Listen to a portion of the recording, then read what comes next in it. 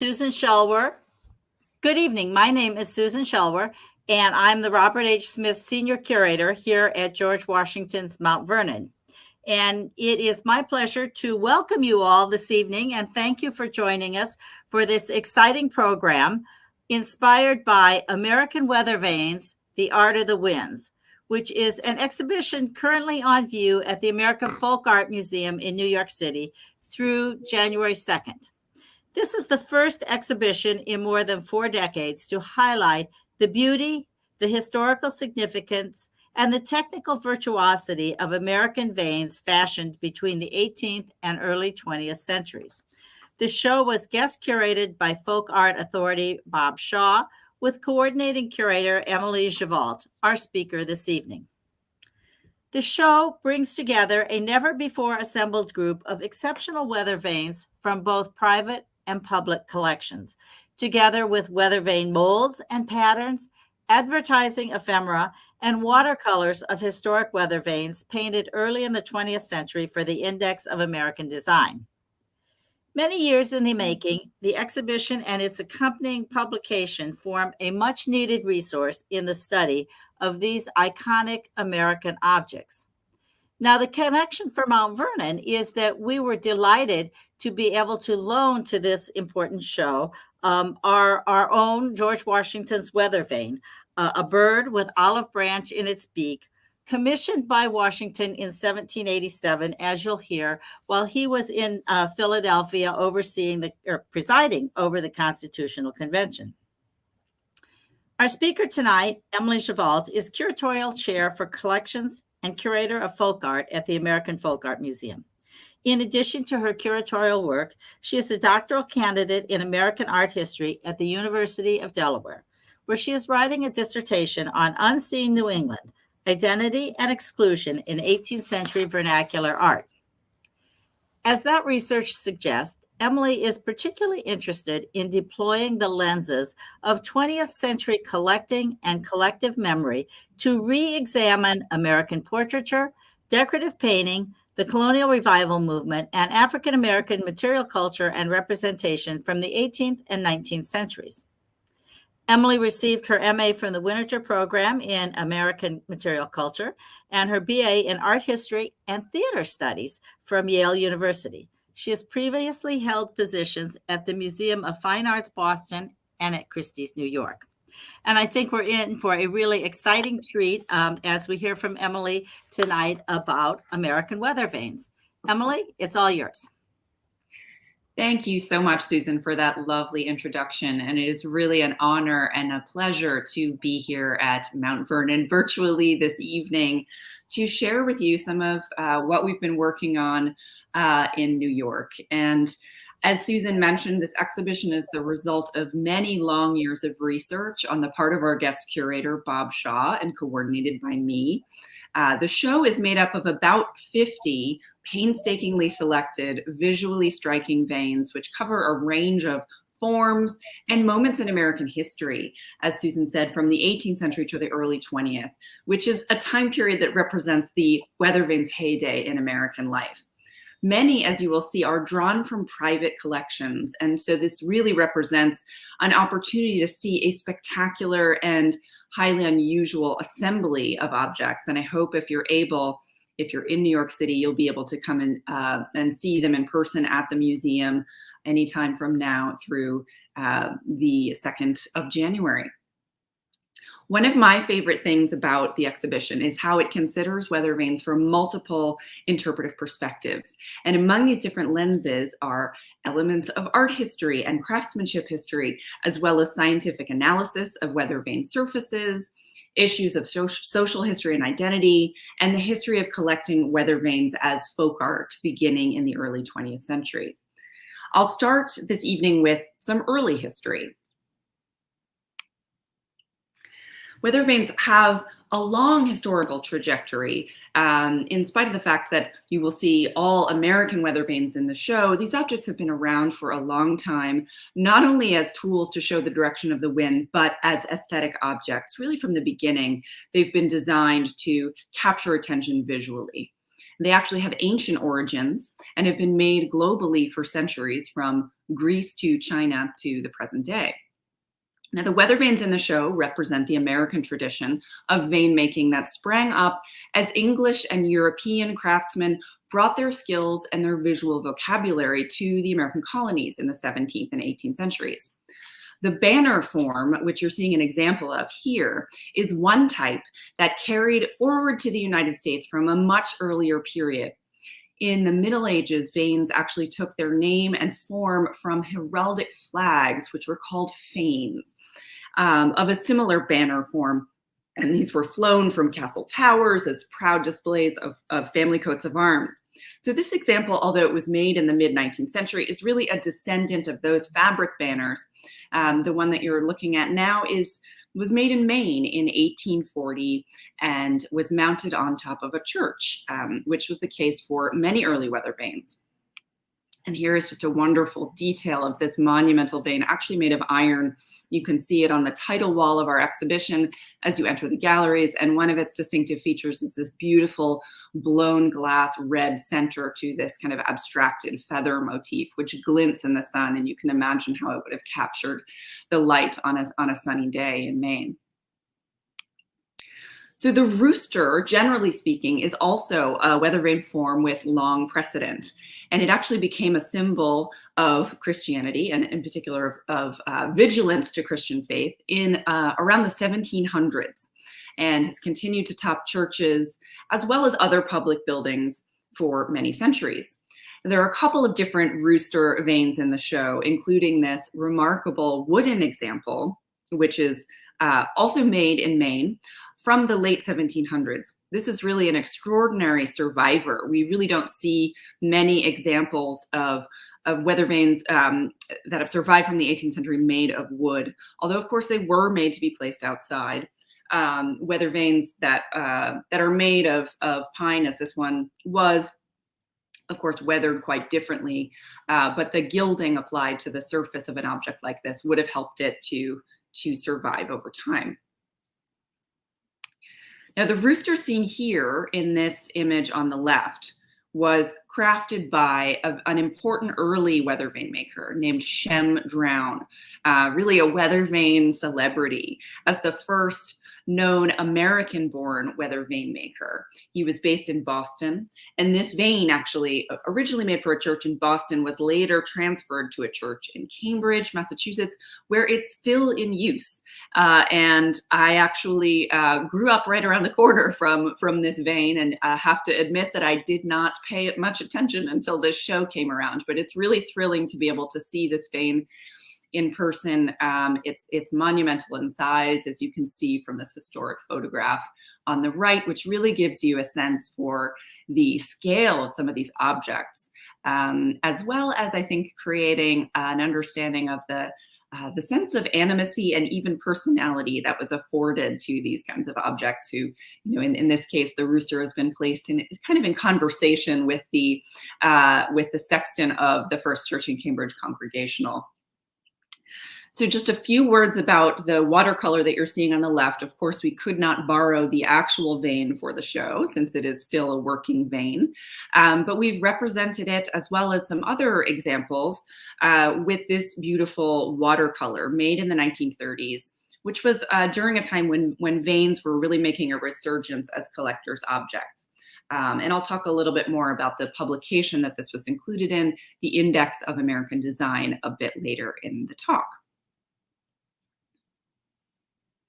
So early vanes like these, this vane was made in the early 18th century, and the wonderful Mount Vernon bird made later in the 18th century were crafted as unique objects. So these were one-offs. They were not reproduced in multiples, and they were often made by craftspeople who were doing all kinds of different metal work and woodwork, and weren't necessarily specialized weather vane makers. But an iconic example of a bespoke weather vane is, of course, the what's known as the Mount Vernon Dove of Peace, which we are so thrilled to be able to place on view in the exhibition, in conversation with a group of other highly distinguished, but none so distinguished as this, early American vanes. This was commissioned famously by Washington from a Philadelphia craftsman named Joseph Rakestraw, and he noted his specifications in a letter, which you'll see here. I should like to have a bird with an olive branch in its mouth, and a bit more on this later. I don't want to go too much into this now because I know Susan will have some things to say on this front too.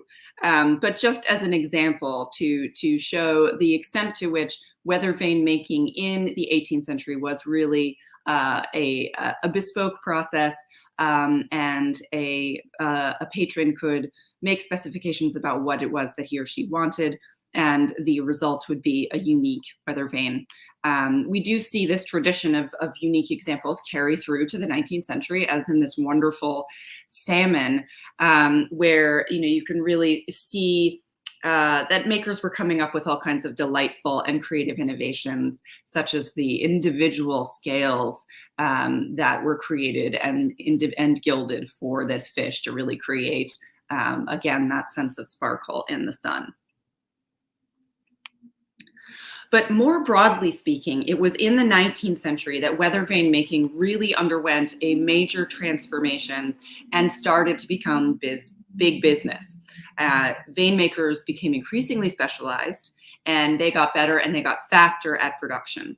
Competition between vane makers really started to pick up, and they, as a result, needed to develop new methods for advertising, like this broadside, where you can see a variety of vanes illustrated in reproducible forms that you could order according to the size and price point that you desired. You could order any number of these. We'll see, in fact, later in my discussion, there's a very small, perhaps a shop model example in the show of this Goddess of Liberty weathervane, but there is also a monumental version of it available, and we have examples of both of those sizes in the show in a representation of, again, the range of choices available to patrons at the time. So of course, the reproducibility of these objects and the step up in competition between vane makers is partly due to changes in the craftsmanship process. And we have this wonderful pairing in the show that demonstrates the process so well. Here on the right, you see an example of a kind of wooden pattern that was used to create molds for reproducing copper weathervanes. And a beautifully articulated carved pattern like this created a detailed negative mold. So there's a process in between here that you're not seeing, which is the mold, which would be used in this fashion to hammer sheets of copper into the mold and then result in a hollow-bodied weathervane, which is actually, if you look here, you can see there's a seam down the center. The mold would produce two mirror images to then be soldered together and create a hollow-bodied form like this. Now, the key to making a vane functional is that the front portion must have greater weight to it, such that, if, for instance, the tail of this squirrel catches in the wind and rotates, and the face of the squirrel points in the direction of the wind. The maker, J. Howard and Company, came up with a balancing system that actually involved using two different types of metal, which you can see here in this two-toned hound. The front part of the vane is actually made of zinc, whereas the back is made of copper, and zinc as a heavier metal would have created that balance. Now, originally, you wouldn't have seen this differential because the vane would have been gilded all over, but you can see that the two surfaces have weathered differently over time, revealing the two different materials that have really become a recognizable signature of this particular firm's work. So in general, copper-bodied weathervanes, including these Howard combinations that I was just referring to, were typically finished in gold leaf using a multi-part process, which you can see here in this great diagram created by the conservation scientist, Dr. Jennifer Moss, who produced a chapter for the accompanying publication for the exhibition, and also has just last evening gave a wonderful presentation, which if you're interested in learning more about the historical surface of weathervanes and their conservation, you can check that out on the American Folk Art Museum's website in a few days. But you can, illustrated here, you can see the different layers of buildup that would produce the gilded surface. The typical layer structure starts, of course, with the copper base, then an oil-based primer, and some different layers of adhesive, and then finished with the gold leaf, which is just exactly what it sounds like. It's a very, very thin, delicate form of gold. Over time, of course, the exposure to the weather would have required resurfacing.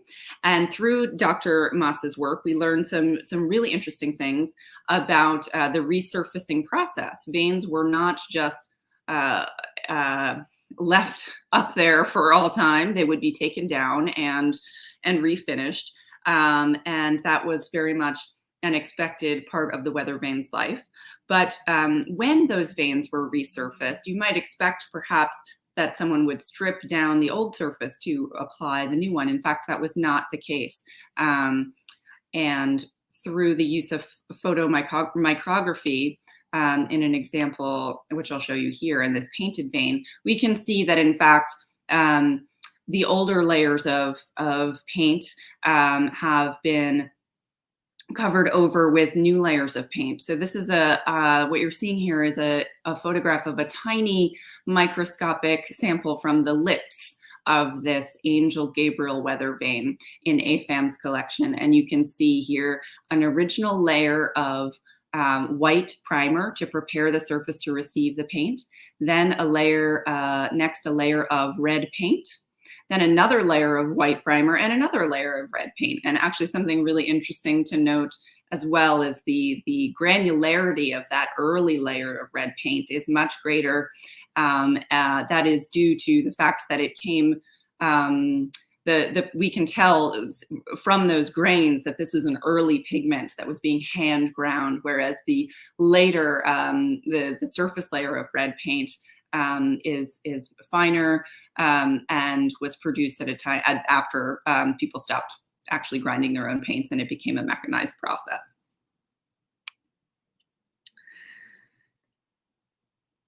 So I promised you a view of one of our another goddess of liberty, and here she is. I want to talk a little bit more here about some of the social historical themes in the show, which very much include ideas of patriotism. You'll notice that a major theme throughout the show is the emblematic function of the weathervane as a symbol of the underlying social concerns of a given moment. The crowning ornament on top of the building was such that weathervanes were often chose to symbolize a certain sense of status, of pride, and of identity, especially American identity during a time when the nation was sort of coming into its own sense of self. So with the rest of my overview this evening, I will share some highlights of weathervanes from the second half of the 19th century and into the early 20th, when some of the social changes that are taking place during this period really become exemplified by these emblems. American patriotism does come through in a number of works, including this iconic goddess of liberty, which actually dates to just after the Civil War. So as I'm sure many of you know, the Roman goddess Libertas was the model for the personification of liberty that became popular during the American and French revolutions. And she was traditionally depicted carrying a flag on a staff and wearing a soft Phrygian cap, like the one that you're seeing here, folded over at the top, which became a symbol of freedom and democracy. So although this iconography dates to an earlier period, the goddess of liberty remained a popular patriotic symbol throughout the 19th century and was probably especially appropriate during the aftermath of the Civil War, when the country was seeking to heal and reconstitute itself. Interestingly, Alvin Jewell was the original designer of this form. And we saw a broadside a few slides ago used by Alvin Jewell to promote his wares. And I pointed out the miniature shop model of the Goddess of Liberty. So he was the original designer of this form, but he died relatively young. And another influential firm, Cushing and White, also from Massachusetts, where many of the influential vane makers came from. Cushing and White bought Jewell's patterns and continued to offer his form after his death in the 1860s. And so it's actually really wonderful that we can see Cushing and White's stamp here, which is an unusual element of this vane, and not necessarily something you expect to see, but always exciting to actually be able to have proof positive identifying a vane's point of origin, since many of these vane makers were in fact copying one another and riffing off one another. And so you cannot always tell immediately who made one of these vanes. But the show and Bob Shaw's book have done so much to advance research on these objects. Another patriotic form, of course, some years later, New York's Statue of Liberty became another source for a weathervane form, in an indication of the monument's relatively recent installation. The New York-based maker of this vane, J.L. Mott Ironworks. You may know the name Mott Haven, which is an area outside of New York, outside of Manhattan, where Mott had his foundry. J.L. Mott felt the need to actually point out what this weathervane was based on, because the Statue of Liberty wasn't yet familiar to everybody. So in his inventory, he remarked that the vane was modeled after the great Bertoldi Statue of Liberty erected on Bedloe's Island, New York Harbor, which of course we now know as Liberty Island. And here's just a wonderful detail, and you can see the beautiful, rich burnished surface on this example, as well as the detail and care that's been put into creating these various different elements. As we were talking about the manufacturing process, the making process, the body of the vane would have been produced using the method that I shared, but some ancillary components like the crown would have been applied. So that would have been an extra finishing touch that the maker would have added, also using sheet copper. So also during the 19th century, fantastical forms were exceedingly popular, evident in monumental vanes like this witch astride a broomstick, which is another favorite from the show. This vane was made by an Ohio-based maker. So the vane making business is starting to spread. It began in Massachusetts, then it started to branch out to New York, and is now in the Midwest. A mental example created for a public building was this wonderful locomotive and tender weather vane, which was removed from the top of a Boston area railroad station when the station was demolished in the 1940s.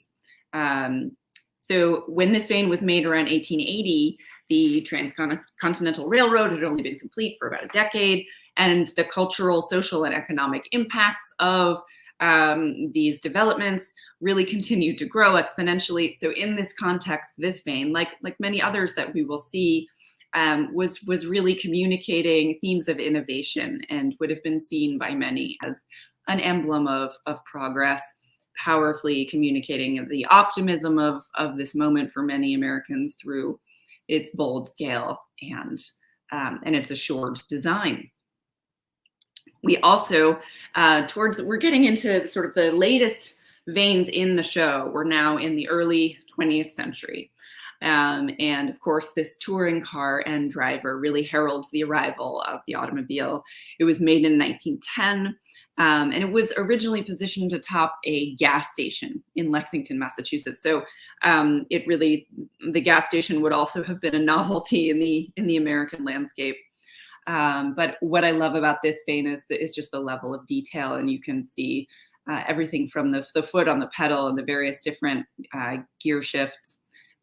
This really does make you wonder, why are these vane makers lavishing so much attention on detail? But As Bob Shaw likes to note, retail really takes place on the ground level. And so people were looking at these veins and making their decisions based on what they could see in the shop on the street, not looking up and above. And in fact, people would sort of often miscalculate how large a vein they might need in order to make an impact. As vein makers historically remarked, they had to do some persuading to convince people sometimes that they needed a larger example. And a final example on the theme of innovation is this unique airplane, a very carefully observed representation actually of a real airplane, which Louis Blériot famously flew across the English Channel in 1909 in his pioneering flight. The vane was probably was made probably on commission for the Poland Spring House in Poland Spring, Maine. And you might say, why an airplane weather vane for the top of a hotel? But I think that speaks to the excitement around this particular historical achievement, which would have given the vane great popular appeal. And here also included in the show is a wonderful historical photograph of Blériot in his plane about to take off before his historic flight.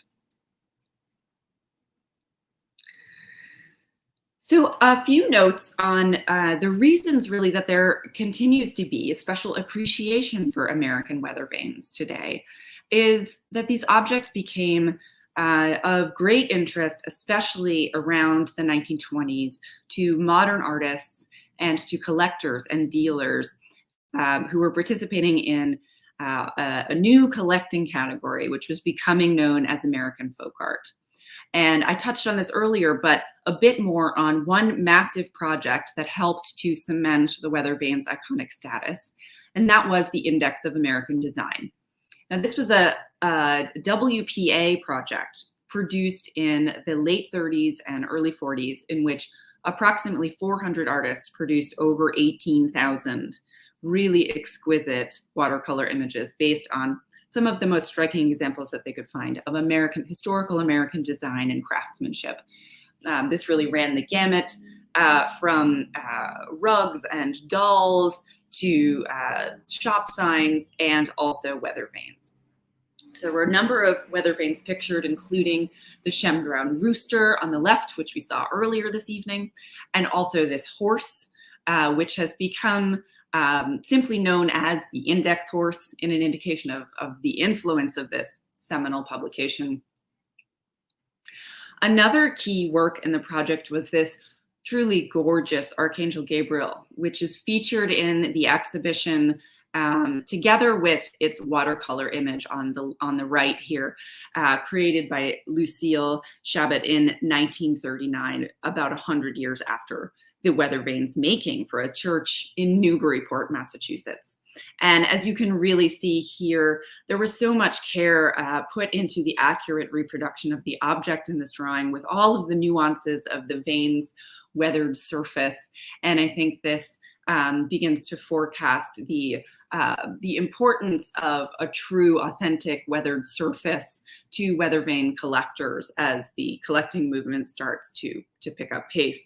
But the legacy of the index and of this beautiful form that you're seeing here was so strong that the image was reproduced for a postage stamp in the 1960s. And I think with this story, we really have a demonstration of the longevity of the work's graphic appeal. The resulting popular attention to the vane may also have been part of the reason for its continued preservation, as it was replaced with a replica atop its steeple in Newburyport in the 1970s. So this example provides a really interesting case study of the importance and influence of scholarship as well as popular appreciation in connection to an object's survival. And we very much hope that AFAM's show will have a similar positive impact on this very special American art form. Since AFAM has been a champion of the weather vane from the institution's earliest years, it's especially exciting to be here this evening to share the show with you all during the museum's 60th anniversary years. And on that note, I will close with some photos of the exhibition installation in the hopes of coaxing you to come see the show in person, and also share with you as well an image of the spectacular book by Bob Shaw, which is full of more Weathervane stories, and which you can pick up in person at the museum or online in the museum shop.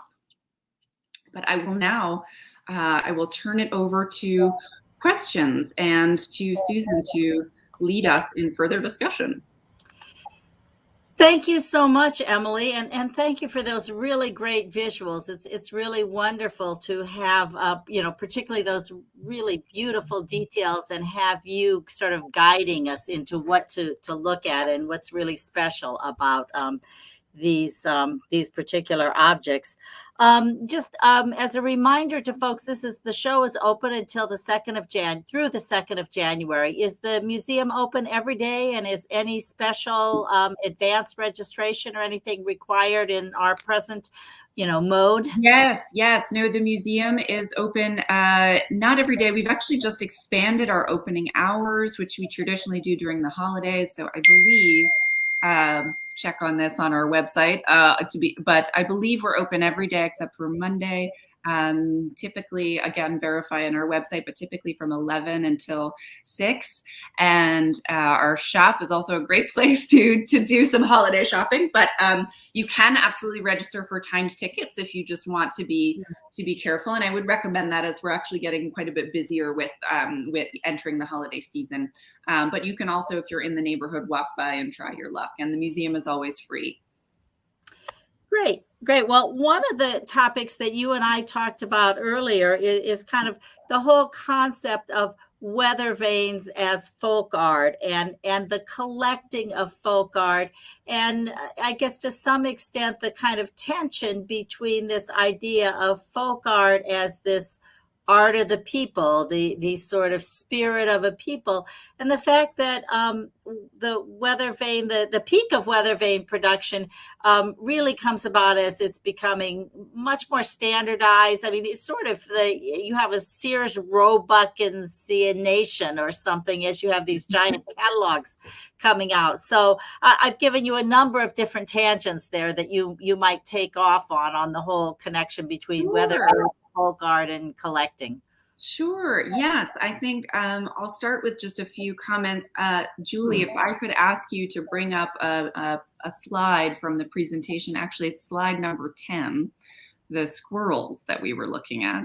And we'll give Julie a chance to pull that up. But, what I would want to emphasize is that it's true, by the mid-19th century, with this pickup in business, vane makers were calling themselves manufacturers, but this word had really a different meaning than it does today. And so I think it's important to emphasize that the works were produced in these, in multiples, but there were multiple stages of the process that involved a very careful attention to hand craftsmanship, beginning with this highly articulated wood pattern that you're seeing here on the right, and then applied elements, as I mentioned, that would get added later, which were each idiosyncratic and hand applied. I also think it's, we can talk a little bit more about folk art collecting in a moment, but I will also just point out that much of what we call folk art, which is not a natural category by any means, it's not like calling something a chair or a table, it's really a concept developed by collectors to try to loosely capture what it is that they were interested in, the aesthetic that they were interested in, which was less focused on academic traditions, but more on the local and more on, artwork that was sort of willing and able to break the rules. But in reality, much of what we call folk art was commercial, more commercial than we might think. And that includes not just Weathervanes, but also portraiture, which was very much a dialogue between artist and patron, and responding to patron requests on a commercial basis, and things like trade signs, which were by their very nature produced for commercial enterprises, and even wildfowl decoys. So really, I think the contrast that we're talking about between the reproducibility of certain weather vanes. I think it's sort of a bit of a contradiction, but sort of a wonderful one, and a wonderful kind of imperfection to the idea of trying to capture such a broad range of different subcategories under one umbrella called folk art. I think you start running into trouble when you try to categorize any human creative expressions too rigidly. So I think with this show, what is really wonderful about it is that, rather than putting weather vanes in a room with a bunch of other different types of objects, we're really focusing on the weather vane as a special form and giving it its due as a sculptural form in its own right. So I don't know, Susan, shall I continue and talk a little bit more about the folk art collecting movement and the weather vane collecting movement, or do you have other? No, I think that would be great. I think that's a great segue to the collecting movement, and then also the connection to modern art, which I think is something that really comes out. There's a close linkage again. This coming out of the aesthetics that you talked about. This sort of, it's hard to define or categorize folk art, but you have this sort of innate sense of, I know it when I see it.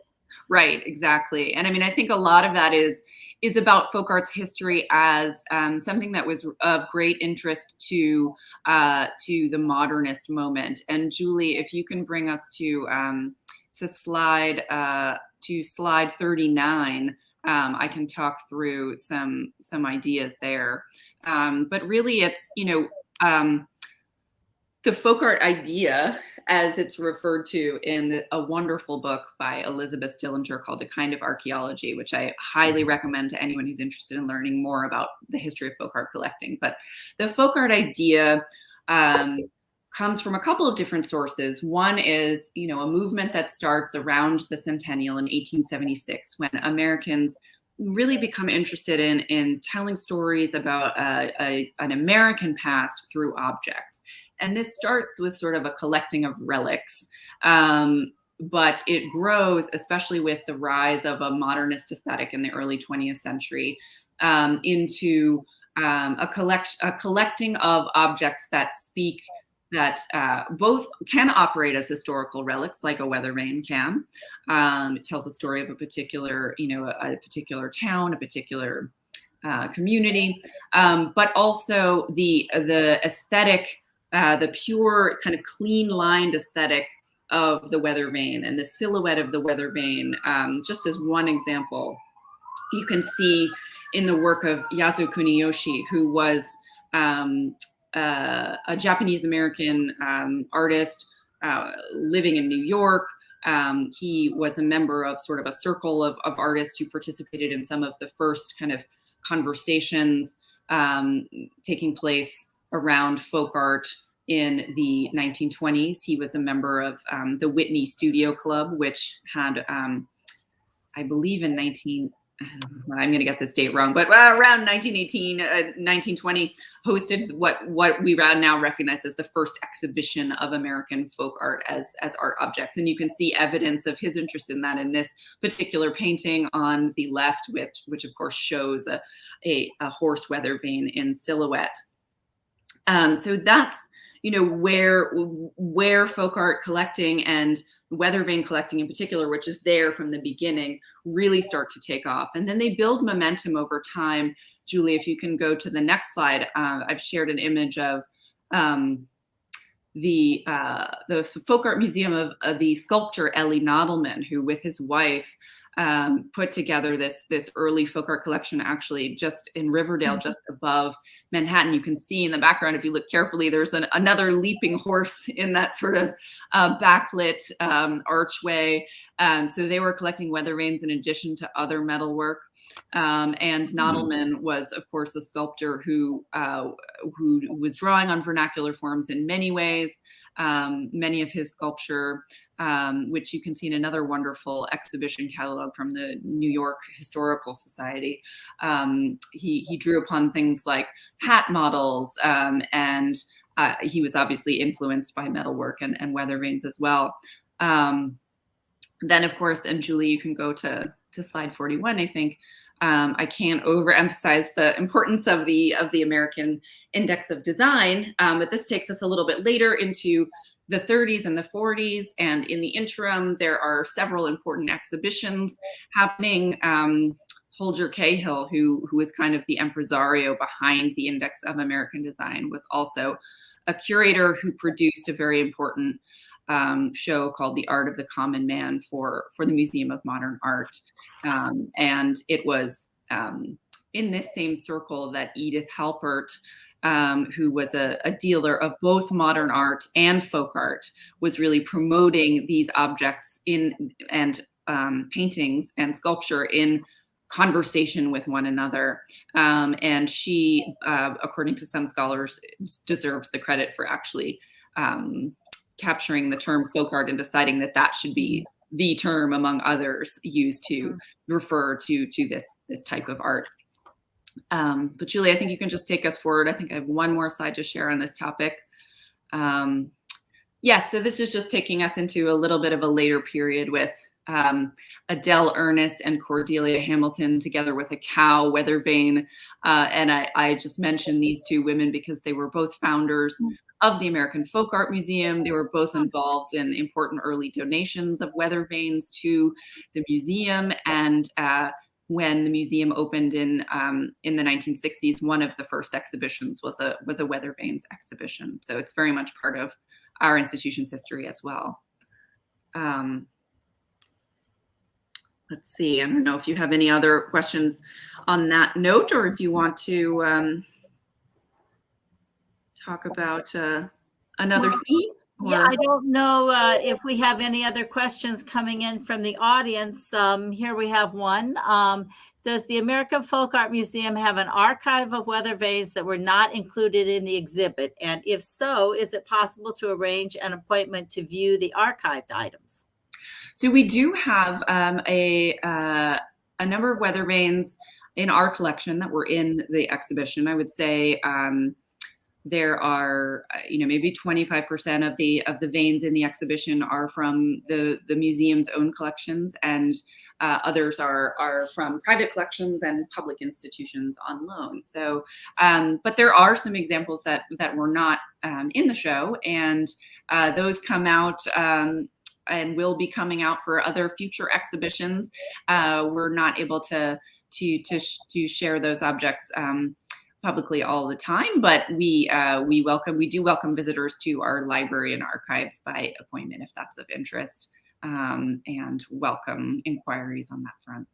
And I know it's possible also to look at the Weathervanes that are illustrated in the Index of American Design on the National Gallery of Art website. And yes. That's well worth doing. Yes. They're beautiful. Although as a historian, I find myself disappointed that you often have no information about where the original of the drawing came from. I don't know. Yes. Well, I'll recommend, there's a wonderful catalog called, which I'm sure you've also seen, Susan, Drawing on America's Past, which is an exhibition organized by the National Gallery on the Index. I believe it was in the early 2000s that took place. And that includes some descriptions of the original vanes and where they came from. So right, but I think you could get to more of the drawings online, which of is course, yes. But following up from that last question, you have a great collection at the Folk Art Museum. Are there any other, repositories that you would suggest to Weathervane lovers to really go and find other vanes in museum exhibits? Yes.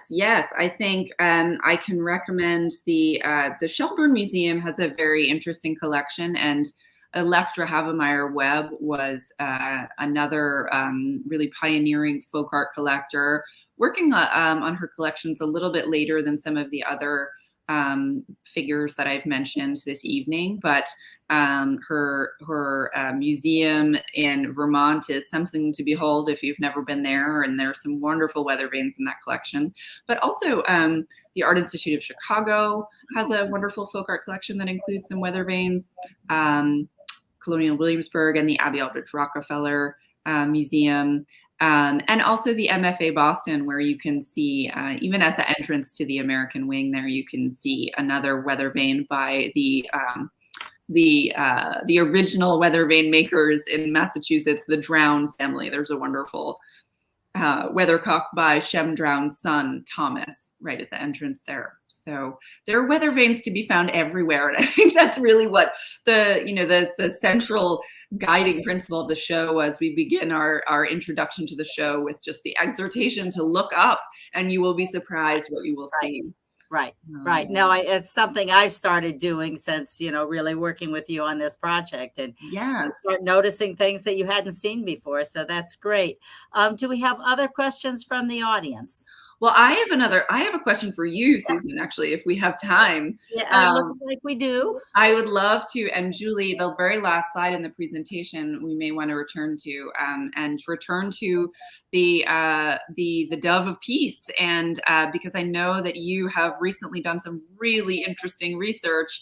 You'd asked me a question previously about sort of what discoveries have been made during the course of the show, and I think yours is a really exciting one. Will you tell us a bit more about what you? Well, sure. Thank you very much for that great lead-in, Emelie. I as you know, I did a program, one of your live streams for the symposium that you organized in October on weather vanes, and my assignment was to provide a little background on George Washington's weather vane. And as I got deeper and deeper into the research, I was really surprised to realize that, first of all, George Washington, when he's making this very specific bespoke commission, he doesn't ask particularly for a dove. He asks for a bird with an olive branch in its mouth. And that raised the question for me, how does it become known as the Dove of Peace? And in the research that I've done to date, and I have by no means looked at everything, but I have not been able to find a reference to it as the Dove of Peace before 1946. Which kind of fits into the period when vanes have become very collectible as folk art objects, and also in the post-World War II period, where there are international peace movements, and Pablo Picasso has made the Dove of Peace a very popular emblem. And so, as I say, Washington never refers to it as anything other than a bird. I can't find any 18th century visitors' accounts who are referring to it at all. Really, they talk about the cupola of the mansion. In the 19th century, a couple of visitors describe it as a weathercock, so a rooster, which it clearly is not. But again, the generic bird. So that really led me to thinking about, I'm sure there must have been conversations going on between Washington and Joseph Rakestraw, who in fact I think is probably not the actual maker of this weather vane. He's not a metal worker. He is in fact a master builder or architect. And what Washington is commissioning from him is the whole finishing part of the cupola, which is the wooden spire, the whole mechanism for the bird, and then the bird itself. And amazingly, Rakestraw's wooden spire survives and is in our museum collection, and will be going on display for the first time when we reinstall our permanent collection early next year. So, that led me to ask, well, what kinds of birds are in Washington's visual vocabulary, if you will, his iconograph vocabulary. And really, I don't see doves very much in 18th century American iconography at all. What you do see in the 1780s, of course, is the popularization of the bald eagle as the emblematic bird of the new nation. And if you look carefully at the bird that you see on the screen, the shape of the head to me doesn't really look like a dove's head, which tends to be rounder and sort of plumper. This is really an elongated shape, and it has that notable crest on it, which you see on eagles. You have the Great Seal of the U.S., which is adopted in 1782, has an eagle holding arrows in one talon as an emblem of war, and the olive branch as a symbol of peace in the other. Then you have the emblem of the Society of Cincinnati, which notably has the olive branches in both talons. As sort of the officers, the military officers embracing peace. And finally, just there are lots of little clues that point to eagles, but one really tiny detail is that Washington specifies, and you can't really see it in this slide, but he specifies that the bird's beak be painted black. And that's also the specification for the beak on the Society of Cincinnati eagles. So it's certainly a work in progress in terms of research. And I invite anyone, if you find a reference out there between sort of 1880 and 1946 to the bird being called a dove of peace, please send it to me because I'd really like to fill in that blank. Oh gosh, I hope you'll keep me posted if you hear from anyone, because I love this story and I love this finding. And one of the things that I think is so interesting about it is how this new research really encapsulates the long history of weathervanes and how multi-layered their history is. And that these are objects that don't just speak to the history of their origins, but also to their history of use over time. And so I hope that will be of our visitors can come and see this iconic example at AFAM and also compare it to a couple of other eagles we have on view, and read more about all of them in the book as well. Well, that's a great segue, and I'll pass that back to you in the looking that you've done on the weathervanes. When do you see? I mean, we tend to think of eagles as being this, flourishing in the federal period and the early American Republic. Is that when you're seeing them in weathervanes generally? Yes, we have examples that are from much later as well. Alvin Jewell has an iconic eagle vane, which we have an example of. There's also an example of, in AFAM's own collection, of an eagle vane made of bell metal. I wish I had a photo of it. I'm so sorry I do not. But made of bell metal during the, I believe, circa 1800, and associated with the foundry that Paul Revere set up outside of Boston after he retired from his revolutionary activities. So I think that's a really interesting one. And in fact, it's on view next to the Washington, the Mount Vernon bird of peace in the show. So, or maybe they're communing with each other. Yes, maybe they are. One other question that occurred to me just as you were talking this evening, and that is, I think that many of the early vanes that you pointed to tend to be on public buildings, meeting houses, churches, Carpenter's Hall in Philadelphia, state houses, perhaps.